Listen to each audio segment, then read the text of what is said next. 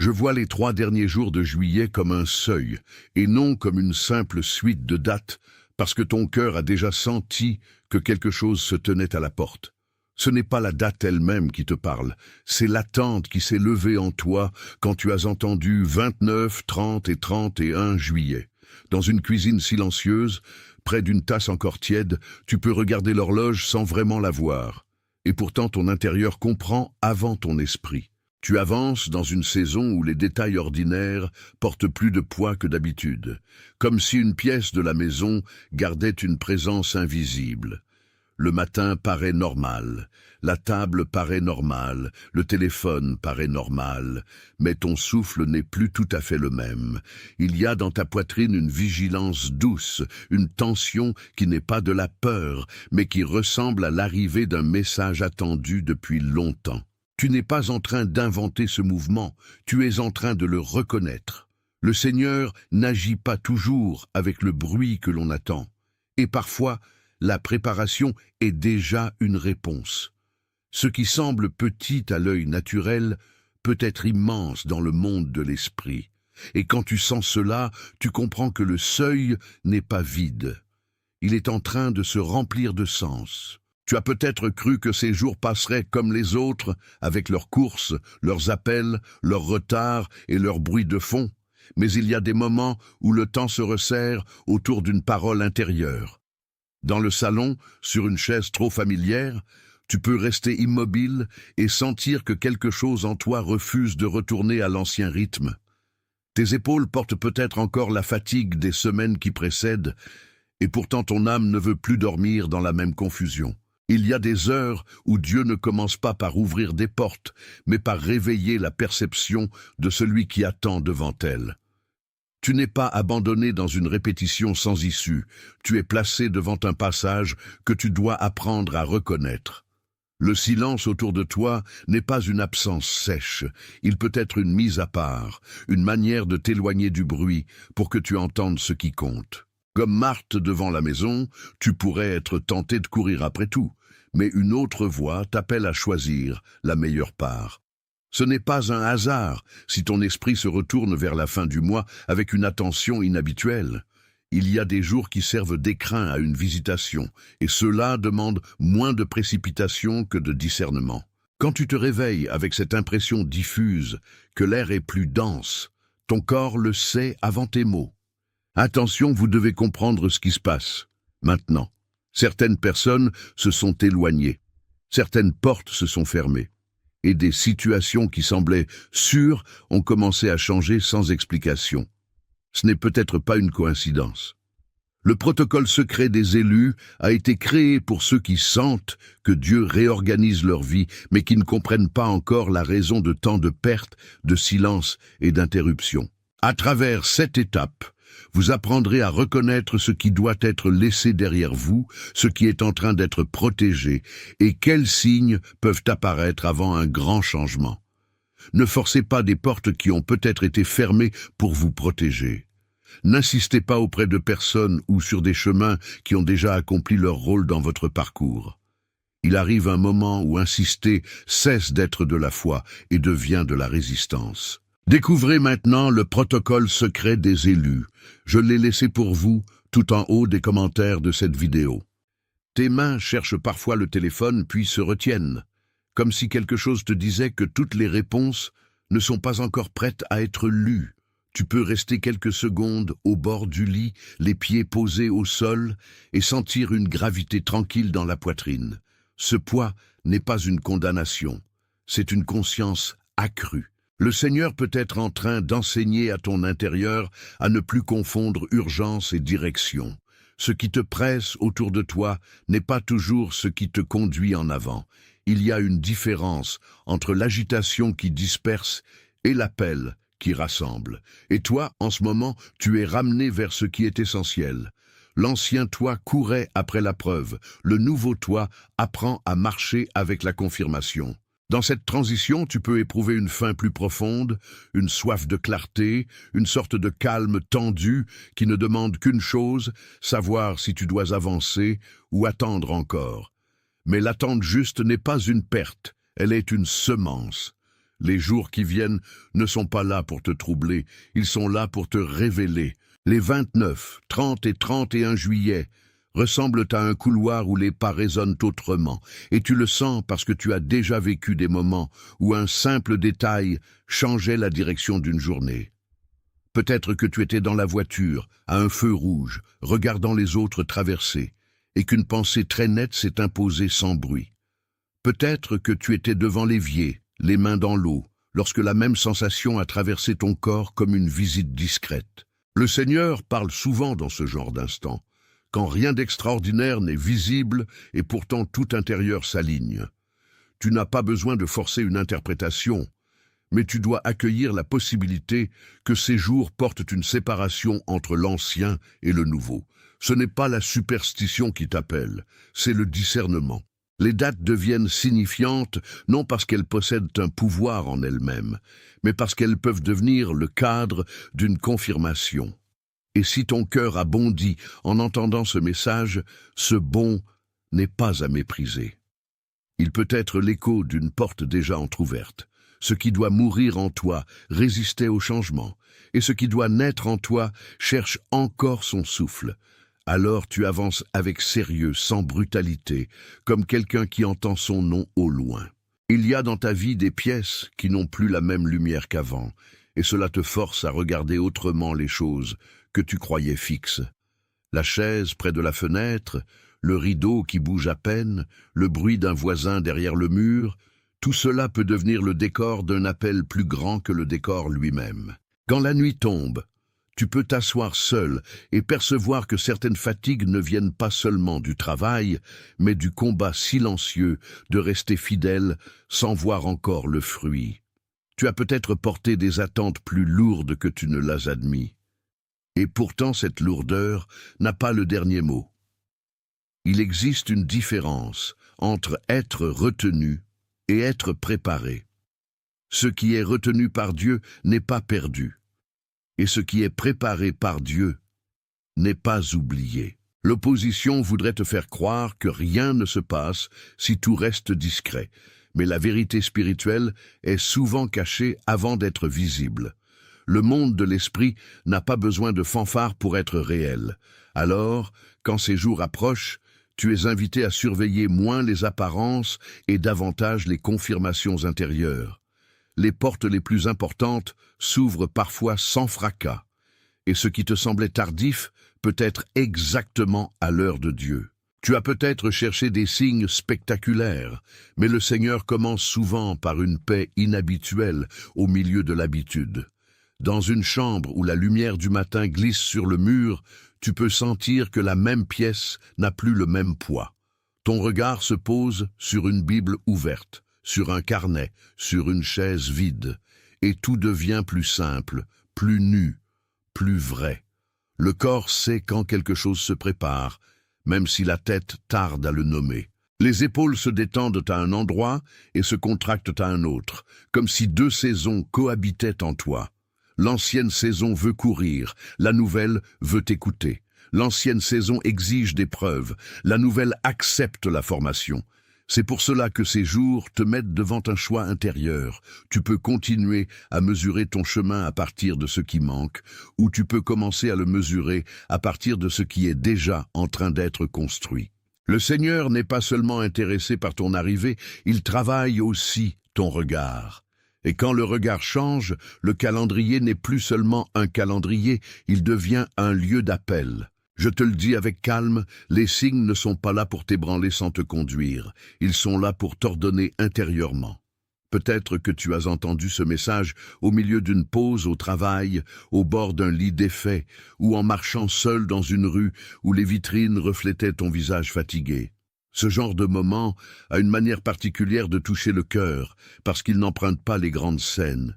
Il entre par les petites portes de la journée. Tu ressens alors une double réalité. D'un côté la routine qui continue, de l'autre une parole qui s'allume en toi. Ce n'est pas la routine qui décide, c'est la parole qui interprète la routine. Et cette parole t'invite à ne pas mépriser ce qui est en train de naître. Si le Seigneur te montre une date, ce n'est pas pour nourrir une curiosité vide. C'est pour te placer dans une attitude de veille. La veille n'est pas de l'angoisse, c'est une disponibilité. Tu n'as pas besoin de tout comprendre pour recevoir ce qui vient. Tu as seulement besoin de ne pas fermer ce que Dieu ouvre. Comme une lampe qu'on n'allume pas pour décorer, mais pour éclairer un passage, cette parole devient utile quand elle t'aide à voir ce qui t'échappait. Dans le couloir de ta maison, tu peux parfois entendre le son de tes propres pas comme s'ils appartenaient à quelqu'un qui revient de loin. Ce sentiment n'est pas une illusion, il peut être le signe d'un retour vers toi-même. Le Seigneur travaille souvent ainsi, en ramenant l'intérieur à sa place légitime. Il remet de l'ordre dans les affections, dans les priorités, dans les attentes. Ce qui était dispersé commence à se rassembler, ce qui était fragmenté commence à tenir. Tu n'es pas appelé à vivre dans une tension sans repos, mais dans une attention qui apprend à discerner. La présence de Dieu ne se mesure pas seulement aux émotions fortes, elle se reconnaît aussi au fait que certaines confusions perdent leur autorité. Et cela, déjà, change ta façon de traverser la fin du mois. Tu comprends que tu ne regardes plus seulement des dates, tu regardes une préparation. Et la préparation, lorsqu'elle est bien reçue, devient courage. Si ces signes ont touché quelque chose en toi, écris dans les commentaires. Je vois cela, puis reviens vers moi. Ce n'est pas une formule vide, c'est une manière de laisser une reconnaissance simple prendre place dans ton histoire. Quand tu l'écris, tu ne fais pas que répondre, tu confirmes intérieurement que tu n'as pas rêvé l'appel. Dans la logique de l'esprit, la reconnaissance donnée devient souvent plus stable que l'impression solitaire. Alors prends ce mot comme un point d'ancrage et non comme un spectacle. Reviens ensuite vers moi avec la même paix avec laquelle tu l'as écrit. Parce que ce qui est reconnu peut maintenant être gardé, et ce qui est gardé peut être approfondi. Il y a des vérités qui ont besoin d'être nommées pour cesser de trembler dans l'ombre. Ce moment en est un. Tu n'écris pas pour convaincre, tu écris pour t'aligner. Et cet alignement ouvre la suite sans violence, avec une douceur ferme. Le passage ne se voit pas toujours de loin, mais quand il commence, il transforme l'air autour de toi. Sur une table de cuisine, entre un verre d'eau et un téléphone muet, tu peux sentir que quelque chose en toi cesse de discuter. Cette cessation est importante parce qu'elle marque la fin d'une résistance inutile. Les jours à venir ne te demandent pas de tout contrôler. Ils te demandent d'obéir à la lumière qui t'est donnée. La foi n'est pas l'ignorance du réel. Elle est la capacité de rester vrai quand le réel n'a pas encore montré son visage entier. Tu peux encore sentir la fatigue de ce qui a été long, mais tu n'es plus prisonnier de cette fatigue. Le Seigneur est en train de te faire passer d'une attente flottante à une attente habitée. Et quand l'attente devient habitée, elle change de saveur. Elle cesse d'être vide. Elle devient féconde. C'est pourquoi ces dates ne te trouvent pas au hasard. Elles te trouvent au bord d'une décision intérieure, celle de croire que Dieu peut parler aussi dans le calendrier. Et cette parole, lorsqu'elle est reçue, ne laisse pas l'âme inchangée. Tu as probablement connu des saisons où tout semblait aller vite sans jamais aller juste. Et c'est pour cela que ton cœur reconnaît la différence quand elle se présente. La voix du Seigneur ne t'entraîne pas dans l'impatience, elle t'installe dans une lucidité nouvelle. Dans la salle de bain, au milieu de la vapeur et des gestes simples, tu peux soudain t'apercevoir que ton souffle a changé. Tu ne sais pas encore tout ce qui vient, mais tu sais déjà que l'ancien désordre perd du terrain. Ce genre de certitude ne s'impose pas comme un bruit. Il repose comme une main sur l'épaule. Elle te dit de continuer, mais autrement. Elle te dit d'attendre, mais debout. Elle te dit de regarder sans te disperser. Il y a un art spirituel dans cette manière de vivre les jours qui approchent. Tu n'as pas besoin de forcer une victoire imaginaire. Tu as besoin de rester attentif à ce qui mûrit. Et ce qui mûrit dans le secret finit par porter une lumière que l'agitation n'aurait jamais pu produire. Les jours qui changent, une vie ne crie pas toujours leur nom. Parfois, ils se présentent comme une paix qui insiste. Le premier déplacement intérieur commence souvent avant le premier changement visible, et c'est pourquoi tu dois honorer ce que tu ressens sans le réduire.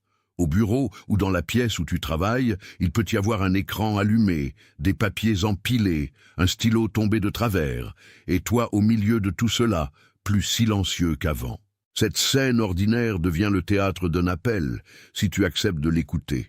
Tu n'es pas fait pour vivre à la merci de la distraction, ni pour laisser l'urgence décider de ce qui est sain dans ton temps. Le Seigneur peut être en train de te réapprendre la fidélité dans les petites choses. Ce n'est pas moins spirituel que les grandes annonces, c'est souvent plus profond. Ce qui est petit et juste prépare ce qui est grand et juste. Alors ne méprise pas la lenteur des signes, elle fait partie du langage. Le monde voudrait des résultats immédiats, mais Dieu forme souvent des racines avant de donner des fleurs. Et ces racines, une fois en place, tiennent ce que l'émotion seule n'aurait jamais tenu. C'est ainsi que tu comprends que les 3 jours annoncés ne sont pas une menace, ils sont une mise au point. Tu peux parfois sentir une résistance très fine, presque imperceptible, au moment même où une parole t'atteint, comme si une vieille habitude voulait garder la main sur ton âme. Cette résistance n'est pas la fin du chemin. Elle est le signe que le changement touche juste. Dans une église vide ou dans un coin de ta chambre, tu peux t'asseoir sans faire de bruit et laisser la vérité descendre plus bas que les idées. Le corps participe à cette descente, avec les genoux un peu lourds, la nuque relâchée, les yeux qui cessent enfin de courir. Le Seigneur n'est pas en train de te jeter dans une excitation stérile. Il est en train d'installer en toi une attente stable. Quand l'attente devient stable, elle devient une demeure. Et quand elle devient une demeure, elle cesse de te faire errer. Ce que tu vas traverser à la fin du mois peut être une correction douce, une clarification, une orientation retrouvée. Ce n'est pas une magie soudaine, c'est une parole qui travaille. Tu n'as pas besoin de transformer chaque sensation en prophétie, mais tu dois apprendre à reconnaître quand la paix prend la place de la confusion. Et cela se voit dans la manière dont tu respires avant même de l'expliquer. Plus tu avances dans ce message, plus il devient clair que les jours annoncés ne sont pas là pour flatter ton imagination, mais pour ordonner ton attente. Un carnet ouvert sur la table, une lampe allumée tard le soir, une fenêtre entr'ouverte sur le bruit de la ville. Voilà des images simples où l'âme entend mieux. Peut-être que tu as déjà vécu un moment où tout semblait inchangé dehors, tandis qu'au-dedans, une porte s'ouvrait sans bruit. C'est cela, la visite discrète. Ce qui est véritable ne demande pas toujours de grandes formes. Il demande de la réception. Les dates de la fin juillet peuvent devenir pour toi un cadre de réception, non parce qu'elles possèdent un pouvoir magique, mais parce qu'elles peuvent concentrer ton attention. Et quand ton attention se concentre, tu perçois mieux ce que tu aurais négligé dans le tumulte. Le Seigneur sait atteindre là où tu es. Dans la cuisine, dans le lit, dans la rue, dans l'attente d'un message, dans la fatigue d'un cœur qui a trop porté. Il sait aussi te conduire plus loin que cette fatigue.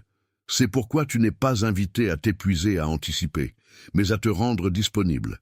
La disponibilité est une forme de foi très concrète. Tu peux sentir que quelque chose s'assemble en toi comme des pièces qu'on croyait dispersées depuis trop longtemps. Dans la voiture à l'arrêt, dans l'ascenseur, dans un moment où personne ne te parle, la cohérence peut soudain revenir. Ce retour n'a rien de spectaculaire et pourtant, il est décisif. Le Seigneur travaille souvent de cette manière, par rassemblement intérieur. Il reprend ce qui a été fragmenté par la peur, par la comparaison, par la fatigue, par les attentes déçues. Il ne te laisse pas dans l'éparpillement, il te ramène à l'essentiel. Et ce retour à l'essentiel n'est pas une perte, c'est une délivrance. Les jours qui viennent veulent te montrer que tu n'as pas besoin de tout porter, ni de tout résoudre, ni de tout expliquer. Tu dois seulement recevoir ce qui t'est confié. Il y a une beauté silencieuse dans cette obéissance-là. Elle ne cherche pas la scène, elle cherche la vérité. Et la vérité, une fois reconnue, change le poids des choses. Il y a des moments où l'âme comprend avant la pensée que la saison change, et ce que tu ressens maintenant peut appartenir à cette catégorie. Dans la chambre où la lumière est basse, tu peux rester assis au bord du lit et te surprendre à ne plus vouloir revenir à certaines habitudes de tension. Ce refus intérieur est sain, il marque une frontière. Tu n'es pas appelé à revivre la même boucle avec un autre décor. Tu es appelé à laisser le Seigneur faire un tri, une clarification, une réorientation. Le monde extérieur continuera d'avoir ses bruits, ses obligations et ses délais. Mais ton centre n'est plus obligé de leur obéir. Ce qui est en train d'être révélé en toi est plus solide que le vacarme. Et quand la solidité intérieure revient, la peur perd de son volume. Tu ne vois peut-être pas encore toute la route, mais tu reconnais la direction. C'est déjà beaucoup. C'est souvent là que commence le vrai changement. Non pas dans un miracle théâtral, mais dans un oui calme qui se forme au fond de toi. Ce oui-là prépare les 3 jours qui t'appellent. À partir d'ici, laisse le message descendre un peu plus bas que l'esprit, là où l'on ne triche plus avec soi-même. Tu peux être dans une pièce simple, avec une tasse vide, un téléphone posé face contre table, une fenêtre donnant sur la nuit, et sentir que ta vie intérieure demande plus de vérité que d'explication. C'est dans ce lieu que Dieu parle souvent avec le plus de clarté. Il ne te condamne pas, il t'ajuste. Il ne t'effraie pas, il t'ordonne. Il ne te confond pas, il t'éclaire. Ce que tu as appelé retard peut être de la formation. Ce que tu as appelé silence peut être de la protection. Ce que tu as appelé fermeture peut être une garde. Ce renversement change tout, parce qu'il fait passer ton regard de la plainte à la lecture spirituelle. Et quand tu lis correctement ta saison, tu cesses de lutter contre ce qui te protège. Les jours 29, 30 et 31 juillet prennent alors un autre relief. Ils ne sont plus seulement attendus, ils sont habités avant même d'arriver. Cette anticipation paisible est déjà une grâce, et elle t'apprend à marcher d'un pas différent. Parfois, ce qui te bouleverse n'est pas le grand événement, mais la manière dont une simple parole rejoint un vide ancien. Dans le couloir, à l'heure où la maison se tait, tu peux sentir une présence de sens plus forte que les bruits du jour. Les pièces ordinaires deviennent alors des témoins. Le miroir, la chaise, la lumière du plafond, la serviette pliée, tout semble dire que rien n'est perdu quand Dieu commence à rassembler. Tu as peut-être cru être en train d'attendre sans résultat, mais le résultat n'est pas toujours visible dans l'instant où il naît. Il est souvent caché sous la forme d'un déplacement intérieur, et ce déplacement est bien réel. Le Seigneur n'ouvre pas toujours d'abord le chemin extérieur, il ouvre la compréhension qui te permettra de le traverser. C'est pourquoi cette parole sur les jours à venir n'est pas une prédiction décorative. Elle est une invitation à vivre éveillé. Tu n'as pas besoin de forcer le symbole, il suffit de le recevoir avec sobriété, car ce qui est sobre demeure plus longtemps que ce qui s'enflamme vite, et ce qui demeure peut ensuite porter la suite. Si le Seigneur te parle au travers de ces dates, c'est aussi pour te rappeler que tu n'es pas perdu dans un temps sans direction. Dans la cuisine, quand l'eau bout doucement et que la fenêtre laisse entrer un peu d'air frais, il arrive que le cœur comprenne plus que la tête. Tu peux sentir une séparation entre ce qui t'épuise et ce qui t'appelle. L'ancienne manière de vivre voulait tout résoudre par la force. La nouvelle apprend à se tenir devant Dieu avec confiance. Cette nouvelle manière n'est pas molle, elle est ferme. Elle sait attendre sans se dissoudre. Elle sait croire sans se fabriquer des promesses. Elle sait discerner sans s'exalter. Et c'est cette maturité qui te prépare à recevoir ce qui vient. Les jours annoncés peuvent devenir des jours de passage, non parce qu'ils vont tout expliquer, mais parce qu'ils vont confirmer un mouvement déjà commencé. Alors reste simple, reste attentif, reste vrai. Le Seigneur ne t'a pas amené jusqu'ici pour te laisser dans la moitié d'une lumière. Il poursuit ce qu'il a commencé.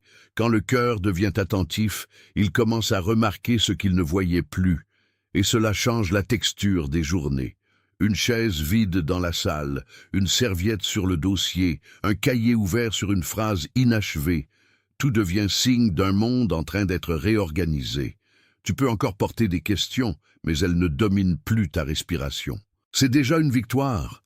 Il y a dans cette paix en formation une force plus profonde que l'enthousiasme passager. Elle ne dépend pas de l'ambiance, elle dépend de la présence. Et cette présence peut être en train de t'apprendre à ne plus courir après la confirmation des autres.